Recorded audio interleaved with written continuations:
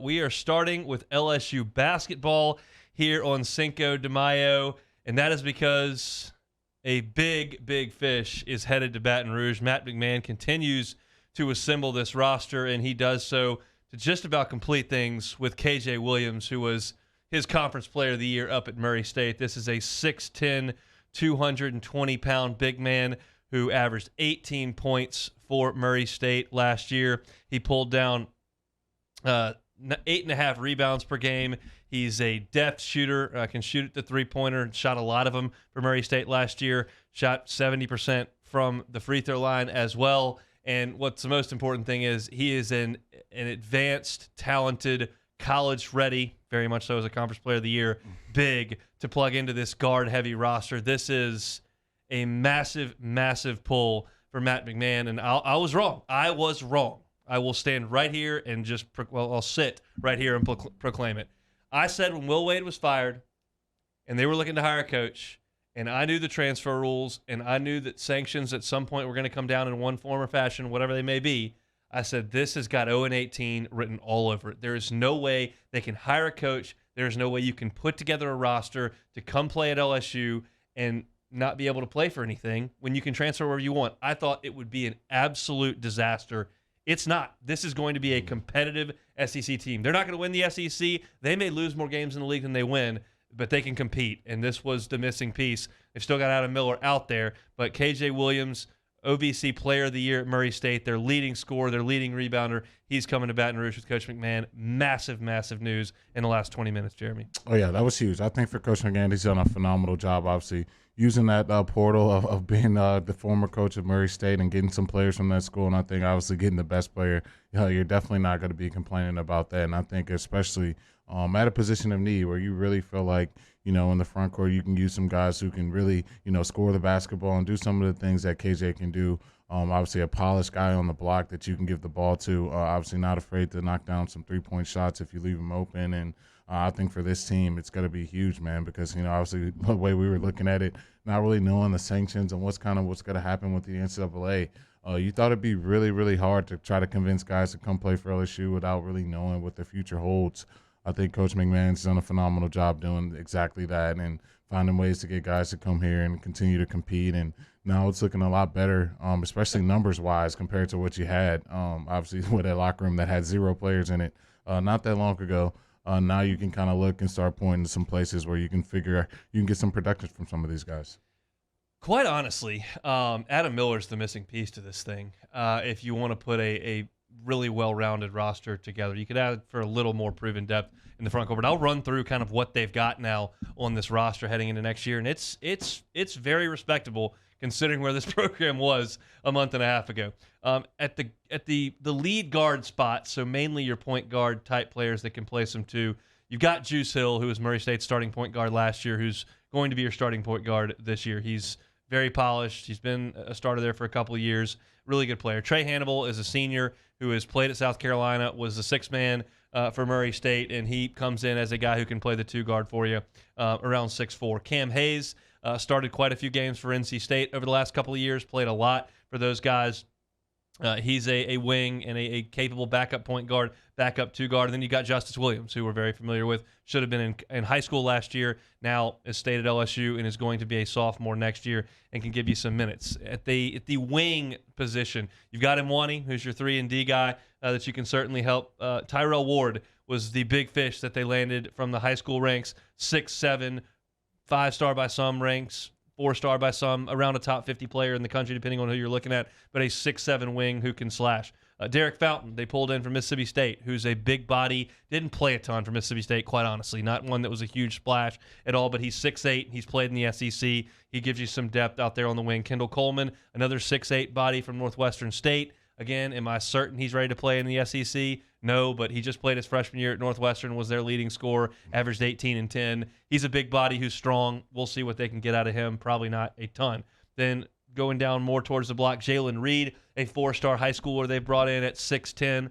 Cornelius Williams, a 3-star high schooler at 6'10", and now KJ Williams at 6'10", who was the OVC Player of the Year. So 3 6'10" bodies to go on the block. That's plenty of depth, even though it's not necessarily as proven. What you're really missing is an elite two guard on this roster. I don't think Justice Williams is that. I don't think Cam Hayes is that. I don't think Trey Handle is that. I think they can all play.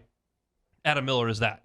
And if you compare Justice Hill, their point guard from Murray State last year, with Adam Miller, a Team USA, top 50 player in the country coming out, starter on a 1 seed as a freshman, 2 guard that we know about, with Imwani, then Tyrell Ward at 6'7" and KJ Williams at 6'10", that's a good SEC team. They're not going to compete at the very top. I think Auburn will be better. I think Kentucky will be better.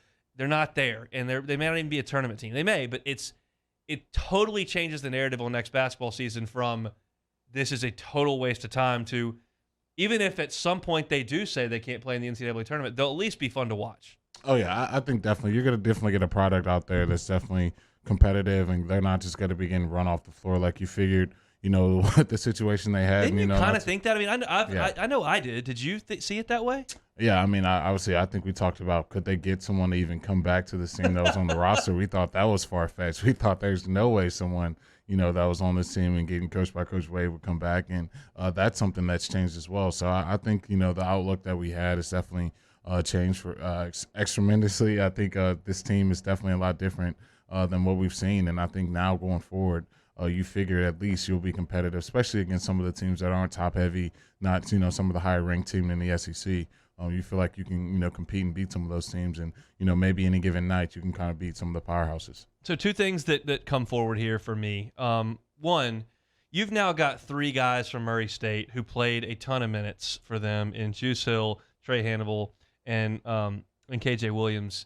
That eases the transition for everybody else. They know the expectation. They know the offense. They know the defense. They know what to do. They can help everybody. When in year one, it's kind of a fire drill in whatever sport it is. You got to learn expectations and learn a lot of things. They can help with that. That's one. 2, this answers some questions for me. Not necessarily KJ Williams because he played there, but he has built this roster with 4-star high schoolers, with high-profile transfers. That's a huge piece that was a question with Matt McMahon because the basketball is the basketball. That doesn't change from Murray State to LSU. Yeah, your players generally get better. Yeah, the opposition is better, but it's basketball. You coach it. Recruiting is different at LSU than it is at Murray State, period. You're not fishing in the same pond. And so for him to go out there and do what he's done, to sign a top 50 player in the country coming out of high school, to go to NC State and get a transfer, like, that's a question that we had to have about Matt McMahon because he's never done it at this level. I'm impressed. I'll say. Well, no, you definitely have to tip your cap to him. I thought, going into it, Coach McMahon would have that wheelhouse. Obviously, getting some former players, but I thought that'd probably be the cap. I didn't think, 4-star guys coming out of high school and all that stuff would be in the picture. I thought, he'd probably be getting 2- and 3-star guys, probably guys like from Northwestern State and some of these, other smaller Division II schools. But, I mean, I think he's done a really, really good job based on the situation that's given to him. Finding players who can compete and finding guys who can go out there, I think, from guards to bigs, guys, forwards. He's done it all. I think you can really point to multiple positions. He's found guys who've had success at the college level, and those guys are, are great guys to start with and find to, get this LSU program going back in the right direction. I think Coach McMahon has done a good job of doing that. I mean, when your first transfer in is Kendall Coleman from Northwestern State, that's exactly where I'm right with you. I'm like, all right, that's what you expect. You're going to field a Southland team. That's what it looks like. Then you pull in Cornelius Williams, who is 6'10", and who had some reasonable scholarship offers, but went to Murray State.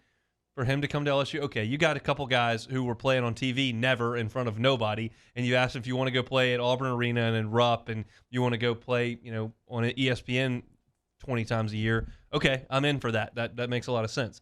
But for him to be able to go get Tyrell Ward and to go get Jaylen Reed, 4-star high schoolers, and to convince a couple of Power 5 players and Cam Hayes and Derek Fountain to come to LSU, that's really good. And so the question for most listeners is going to be like, okay, what about the sanctions? Like, do we have sanctions? You don't have any sanctions at this point. You've received a notice of allegations, and that spurred them to fire Will Wade. The next steps in this process are pretty simple, but it could take a long time.